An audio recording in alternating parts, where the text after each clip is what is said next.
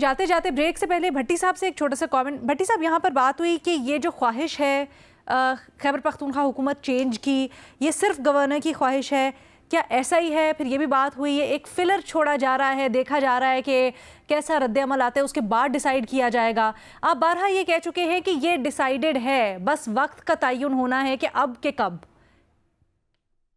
जी madam Sheikh, मेरा यही ख्याल है, मेरा ये ख्याल है कि हुकूमत में बड़ी स्ट्रॉन्ग किस्म की ख्वाहिश है, शदीद ख्वाहिश है।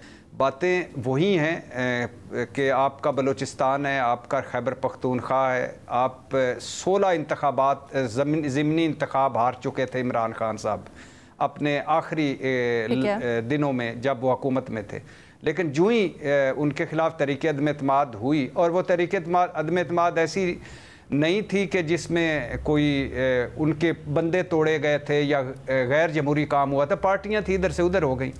तो लेकिन जब आप इधर उनके बंदे तोड़ेंगे, बंदे तोड़कर हुकूमत बदलेंगे, तो डेफिनेटली अली अमीन गंडापुर साहब की और पाकिस्तान तहरीक इंसाफ की एक बड़ी ख्वाहिश तो एक दूसरी मकबूलियत वाला तो आगे निकल जाएगा। लेकिन क्या वही बात कि बलूचिस्तान में जो दहशतगर्दी और फिर खैबर पख्तूनख्वा में, उसमें क्या हम अफोर्ड कर सकेंगे?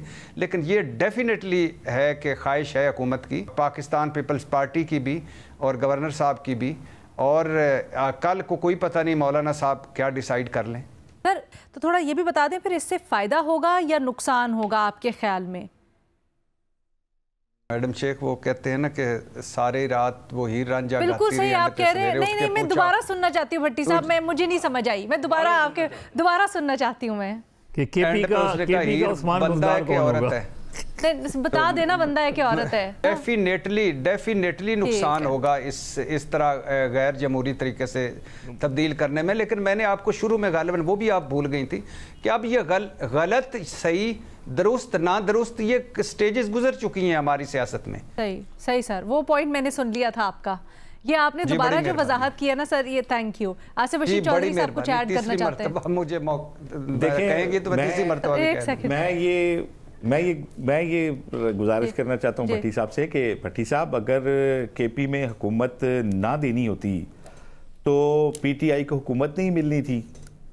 वहाँ कोई अक़वाम मुत्तहिदा ने तो नहीं इलेक्शन कराया था कि आप पाकिस्तान में कहते हैं कि रिगिंग हुई है और केपी में नहीं हुई।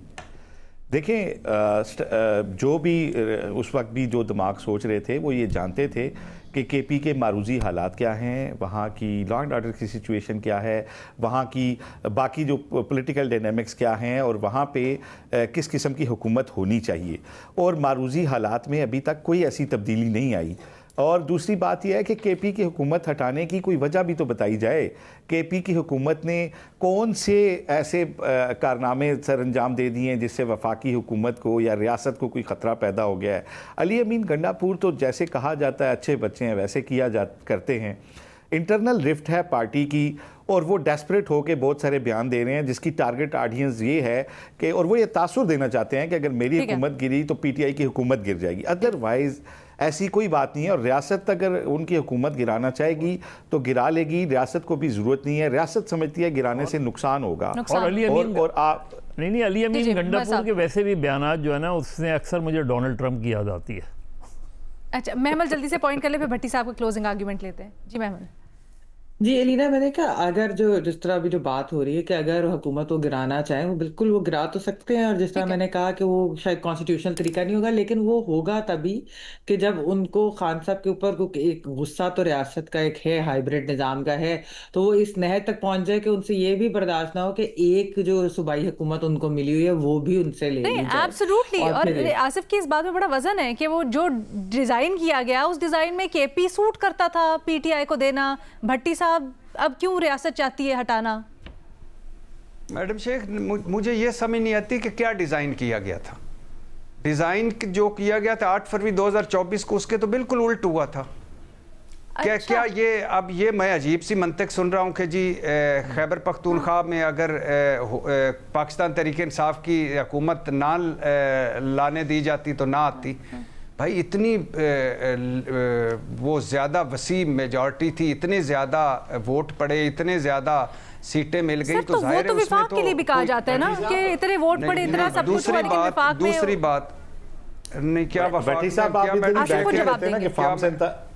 क्या जी मैडम सुन लेना भट्टी साहब, आप कहते हैं ना कि फार्म 47 की हुकूमत है। जी जी, तो फार्म 47 की हुकूमत केपी में भी तो बन सकती थी ना। नहीं बन अगर आप नहीं बन सकती, मेरा ख्याल अगर आपका पहला दावा जो मशकूक हो जाता है, आपका पिछला दावा मशकूक हो जाता है। नहीं मैडम शेख इसलिए नहीं बन देती। नहीं, आप पता नहीं आसिफ साहब किस तरफ ले जा रहे हैं, मुझे कौन सा दावा मशकूक कर रहे हैं। मैं कह रहा हूँ कि इतने ज्यादा वोट पड़े थे, इतनी ज्यादा मेजॉरिटी से वो जीते हैं, इतनी ज्यादा वहाँ इतना ज्यादा हो नहीं सकता था।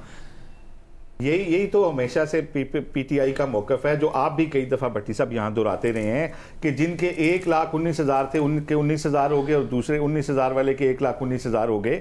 तो मुझे ये बताएं कि केपी में कौन सा अमर पानी था ये काम करने में? नहीं आप देखें ना, मुझे बताएं, फिर आप जो पिछला दावा आप करते हैं ना वो मशकूक हो जाता है। नहीं, आप किस तरह यार मशकूक हो जाता है? आप कह रहे हैं ना कि पाकिस्तान में जो फार्म 47 की हुकूमत, भाई देखें, तो मुझे ये बताएं ना सिंपली कि केपी में फार्म 47 क्यों नहीं आ सकता? बात सुनेंगे। देखिए इंपॉर्टेंट क्या था वफाक, इंपॉर्टेंट क्या था पंजाब, क्या खैबर पख्तूनख्वा जिसमें अब कितने अपोजिशन के इस 25 नशिस्तों से पहले 27 और उनके पास कितने थे 93।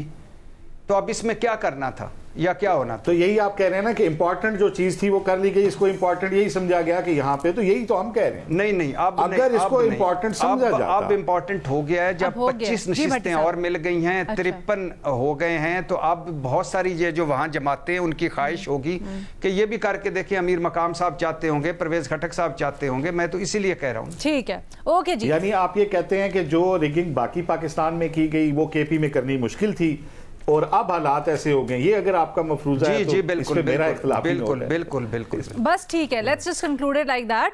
भट्टी साहब का ज़रा मुख्तलिफ मौक़िफ़ है। ये जो सारी की सारी खैबर पख्तूनख्वा हुकूमत तब्दीली की बातें हो रही हैं इसके ऊपर, वो समझते हैं बिल्कुल ऑन द कार्ड्स है, इसके लिए संजीदा ख्वाहिश भी है और चीज़ें इन द वर्क्स भी हैं। हमारे जो बाकी 3 तज्ज़ियाकार हैं वो इससे इत्तफाक नहीं करते, राय ज़रा मुख्तलिफ है, लेकिन इस चीज़ के ऊपर सबका कंसेंसस है कि अगर खैबर पख्तूनख्वा में हुकूमत की तब्दीली होती है तो वो पाकिस्तान और केपी के लिए फ़ायदेमंद नहीं होगा।